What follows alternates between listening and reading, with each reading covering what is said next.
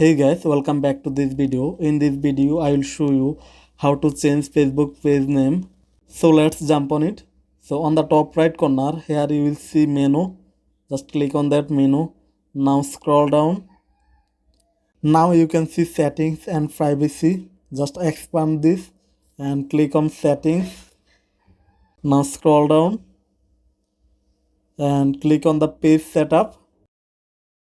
Now here you can see your page name, and on the right side here you can see view. Just click on that view option. Now change your page name. After enter your new name and then click on review change. Now you need to enter your Facebook password, and then after enter your Facebook password then click save changes. Then your Facebook page name will be changed. So this is how you can change Facebook page name. So hope that this video help you out. If this video help you out, please hit the like button and subscribe this channel.